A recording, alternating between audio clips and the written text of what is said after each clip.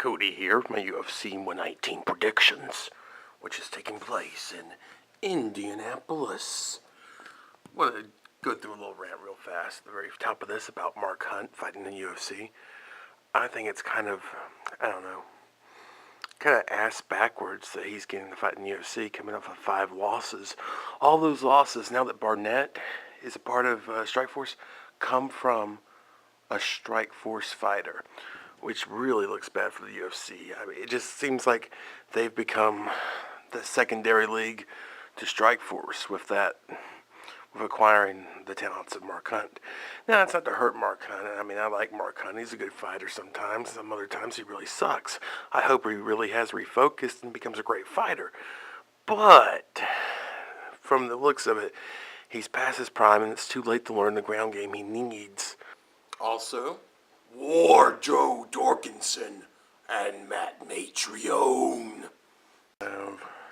Jeremy Stevens versus Melvin Gillard. That's an interesting fight for me. To me, Jeremy Stevens has more tools. He's got better wrestling. He's got better ground and pound. Melvin really has to stand up. You know, he's explosive, as Joe Rogan says of every black fighter. I'm just joking with Rogan, but he does say that a lot with black fighters. But Jeremy, to me, is also explosive. Melvin's training with Jackson's, and that's really interesting because while I think that's a good move for Melvin, it may not be the best camp he could train with, because Jackson seems to have a way of letting fighters keep on doing the same stuff that keeps them down. Like, they let, Keith Jardine go out there herky-jerky and don't pull him aside and say, knock it off, kid. Or they let Rashad go back out there and do his lay and pray act. And I mean, that's great and stuff, but when you can finish the fight, it's best to finish the fight. So it seems to me like they could be enablers for Melvin's old style, just stand up and, throw everything but the kitchen sink. So I'm going to pick Jeremy. There you go. Boop. Jeremy Stevens. Maybe wrong, I don't know. We'll see.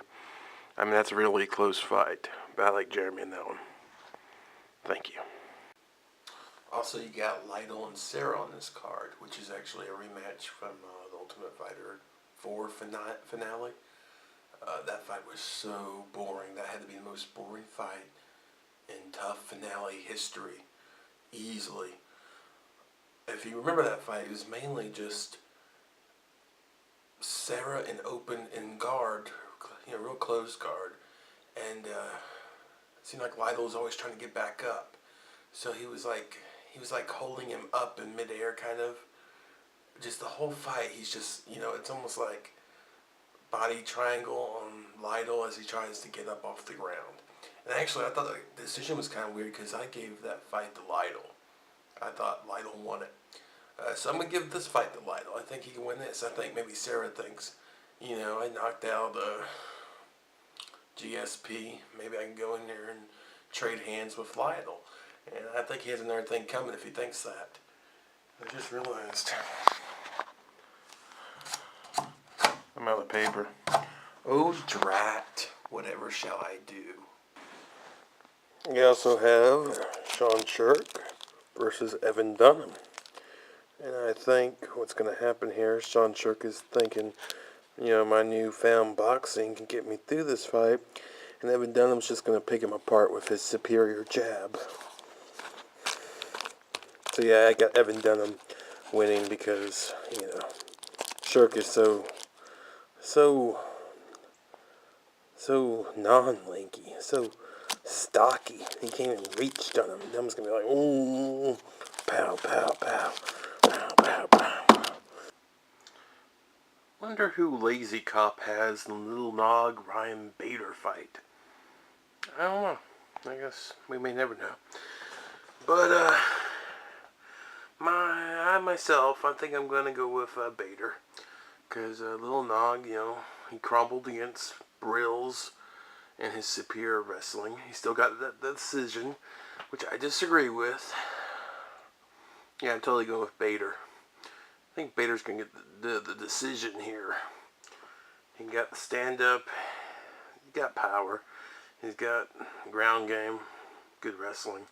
We'll see how defensive he is. It could be a bad matchup for him. But I don't know. I think if Lazy Cop here watched some MMA, he'd agree with me. Bader. Bader all the way. Master Bader. And for my last picks, we have Cro Cop versus Frank Mir. And already I was leaning towards Mir. Then Cro Cop loses an eye. And so I think it pretty much locks up my prediction for Frank Mir to win that one. So yeah, that's my predictions for UFC 119. Hopefully the card turns out better than it looks on paper.